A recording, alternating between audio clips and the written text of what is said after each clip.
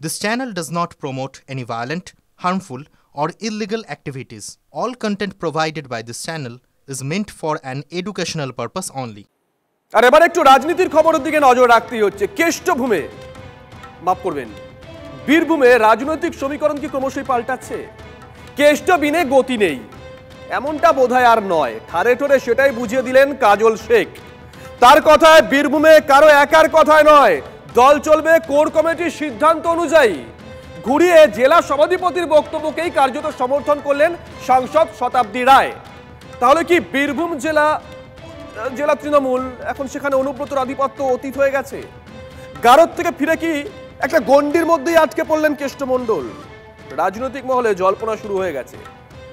অনুব্রত মণ্ডল আমাদের চেয়ারপারসন, যিনি বলেছেন তিনি বলার মধ্যে হয়তো কোথাও ভুল ছিল বা আপনাদের কোথাও শুনতে ভুল হয়েছে।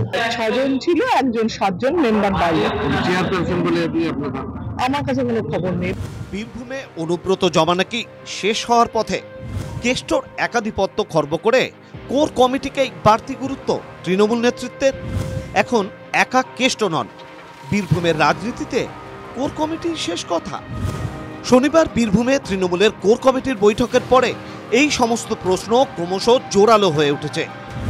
কোর কমিটিতে অনুব্রত মণ্ডলকে অন্তর্ভুক্ত করা হলেও তার অবাধ গতিবিধিতে কার্যত রাশ টেনেছে দল। এমনকি জেলার কোথাও যেতে হলে সেখানকার নেতাকে জানিয়েই যেতে হবে তাকে।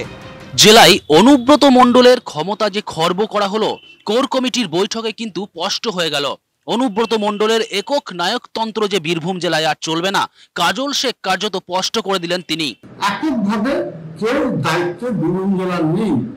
আমাদের একটা 6 সদস্যের কোর কমিটির টিম স্বয়ং জননেত্রী মমতা বন্দ্যোপাধ্যায় তৈরি করেছেন এবং সেই 6 সদস্যের কোর কমিটির টিমে যখন আমাদের কোর কমিটি বৈঠক বসবে সারা বীরভূম জেলা নিয়ে, তখন আমাদের বীরভূম জেলা সভাপতি অনুব্রত মণ্ডলকে ডাকা হবে। এর বেশি কিছু নয়। স্বভাবতই আমি বা কেউ বা একনায়কতান্ত্রিক ভাবে বা এককভাবে জেলা চালাবে না, সবাই আমরা আলাপ আলোচনার সাপেক্ষে জেলা চালাবো। রাজনৈতিক মহলে জল্পনা, যার কথায় বীরভূমে বাঘে গরুতে এক ঘাটে জল খেত সেই অনুব্রত কি গারদ থেকে ফিরে গণ্ডিতে আবদ্ধ হয়ে পড়লেন? কারণ গরু পাচার কাণ্ডে অনুব্রত মণ্ডল গ্রেপ্তার হওয়ার পরে বীরভূমে দলের দায়িত্ব কোর কমিটির হাতে তুলে দেন মমতা বন্দ্যোপাধ্যায়।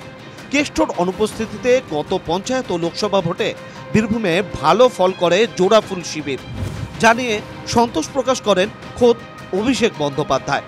এই পরিস্থিতিতে অনুব্রতর প্রত্যাবর্তনের পর বীরভূমে তৃণমূলের অন্দরের বর্তমান সমীকরণ নিয়ে রাজ্য রাজনীতিতে জল্পনা জোরালো হয়েছে।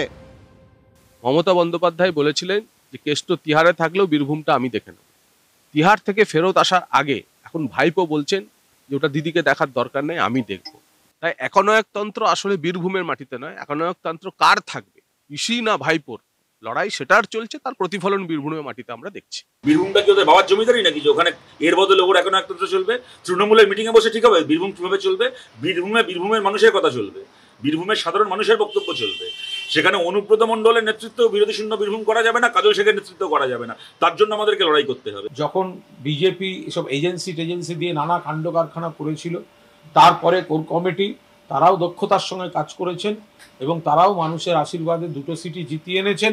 এখন জামিনের পর সেখানে অনুব্রত মণ্ডলও আছেন। ফলে কোর কমিটি খুব সুন্দরভাবে কাজ করছে। আর কে কোন পদে আছেন এগুলো আপনারা নিয়ে মাথা ঘামান। আমরা শুধু ভোট আসবে জিতবো, ভোট আসবে জিতবো। বীরভূমে অনুব্রত মণ্ডল ও কাজল শেখের সম্পর্ক বহু চর্চিত। সম্প্রতি জেলায় বিজয়া সম্মেলনের আয়োজন ঘিরেও তার আঁচ টের পাওয়া গিয়েছে। এই পরিস্থিতিতে কারো একার হাতে ক্ষমতার নেতৃত্ব? জল্পনা রাজনৈতিক মহলে। বীরভূম থেকে হিমাদ্রির রিপোর্ট, TV9 বাংলা। ছবিটা দেখছেন? ধরা পড়তেই অজ্ঞান হয়ে গেল চোর। রাস্তা থেকে তুলে হাসপাতালে নিয়ে গেল পুলিশ। চুচুড়ার পাঠক বাগানে একটি মন্দিরে 2 যুবক চুরি করার উদ্দেশ্য নিয়ে ঢোকে। মন্দির থেকে একটি গ্যাসের ওভেন সহ বেশ কিছু বাসনপত্র নিয়ে পালানোর সময় স্থানীয় বাসিন্দারা তাদেরকে ধরে ফেলে। একজন চোর পালিয়ে যায়, তবে অন্যজন ধরা পড়তেই হঠাৎ করে অসুস্থ হয়ে পড়ে। পুলিশ এসে চোরকে উদ্ধার করে প্রথমে চুচুড়া হাসপাতালে নিয়ে যায়। সেখান থেকে চিকিৎসা করানোর পর তাকে থানায় নিয়ে যাওয়া হয়। ছবিটা একবার দেখুন।